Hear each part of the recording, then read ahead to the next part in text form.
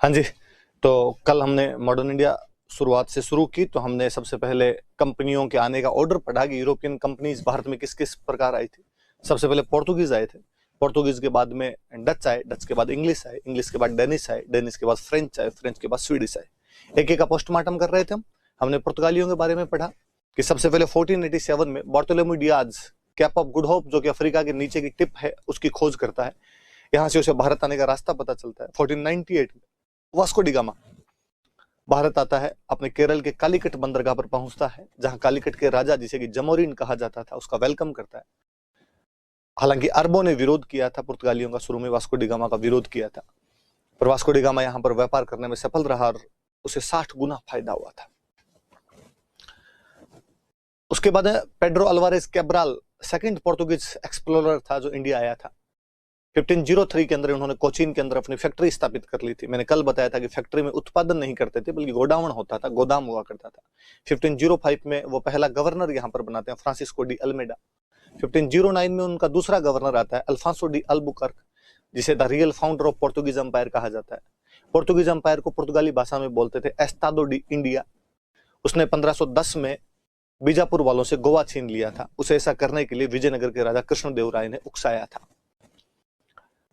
निनो डी कुना 1530 में गोवा को अपना मुख्य केंद्र बना लेता है, जो 1961 तक उनका मुख्य केंद्र रहता है। फिर हम पढ़ रहे थे कि उन्होंने भारत के अंदर नीले पानी की नीति अपनाई, जिसके तहत हिंद महासागर या अरेबिक सी का दुआबली, इन पे अपने ट्रेड मोनोपोली कर ली थी। किसी भी एक्टिविटी के लिए पोर्तुगीज से परमिशन लेनी पड़ती थी। उनका परमिशन लेटर कार्ड्स कहलाता था।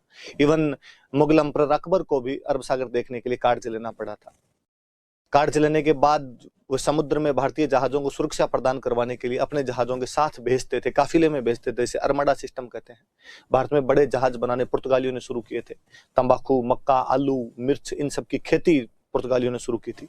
1556 में वो गोवा में पहली प्रिंटिंग प्रेस की स्थापना कर देते हैं। आर्किटेक्चर की एक नई स्टाइल लेके आए थे, इसे गोथिक स्टाइल ऑफ आर्किटेक्चर कहते हैं, जिसके अंदर ऊंची थोड़ी नुकीली मेहराबें बनती थी, पॉइंटेड आर्च बनती थी, एलिवेटेड रूफ्स होती थी और डीप डेकोरेशन किया जाता था।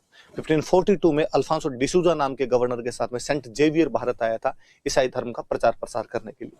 हालांकि Portuguese didn't get stability in India, क्योंकि एक तो पुर्तगालियों ने, अरबों ने विरोध कर दिया पुर्तगालियों का, इस वजह से यहाँ पर ज्यादा स्थायित्व नहीं ले पाए। फिर पुर्तगालियों को ब्राजील मिल गया था और ब्राजील में उनको गोल्ड माइंस मिल गई थी। जब सोना मिलता हो तो काली मिर्च को कौन पूछे।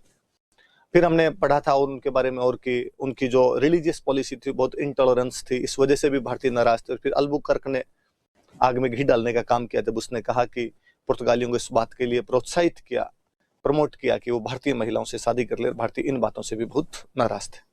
हम आगे पढ़ते हैं उससे।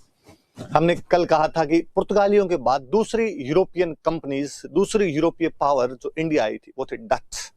लेकिन लगभग पुर्तगालियों के 100 साल बाद में, 100 साल तक तो पुर्तगाली ही यहाँ पर कब्जा किए हुए बैठे थे और पुर्तगाली ही यहाँ पर व्यापार कर रहे थे। दूसरे डच आए। हॉलैंड या नीदरलैंड आप जिस देश को कहते हैं, उस देश के निवासियों को डच कहा जाता है।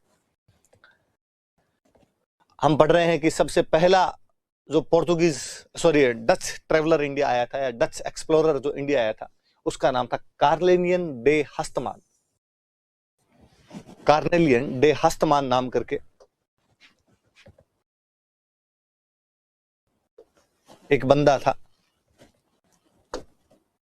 जो सबसे पहले यहां पर अपने इंडिया के अंदर आया था। वो आया था 1596 के अंदर। 1596 के अंदर वो आता है, कार्नेलियन डे हस्तमान। याद रखना भाई। कोई पूछे पहला पुर्तगाली यात्री कौन था, वास्को डी गामा। कोई पूछे पहला डच यात्री कौन था, तो आपके कौन हो गया, कार्नेलियन डे हस्तमान। लिखा हुआ है, भारत आने वाला प्रथम डच यात्री था। वो चेंज नहीं करोगे। 1602 के अंदर उन्होंने भारत में अपनी पहली फैक्ट्री स्थापित की।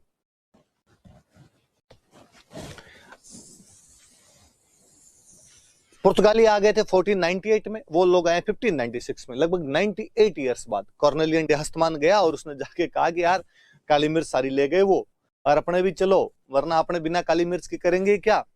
तो उन्होंने कहा कि साहब फैक्ट्री लगाओ, फैक्ट्री लगाओ। तो किधर लगाए फैक्ट्री? जो वेस्टर्न कोस्ट है, जो पश्चिमी तट है, उस पर तो ब्लू वाटर पॉलिसी चल रही है पुर्तगालियों की। इधर तो नहीं आने दो आपको। डचों ने कहा शुरू शुरू में जाके पंगे लेने भी नहीं अपने तो उस साइड में चलो। पश्चिमी तट पर पुर्तगाली है, अपने पूर्वी तट पर चलो। और पूर्वी तट पर आंध्र प्रदेश में अपने एक बंदरगाह था मसूलीपट्टनम।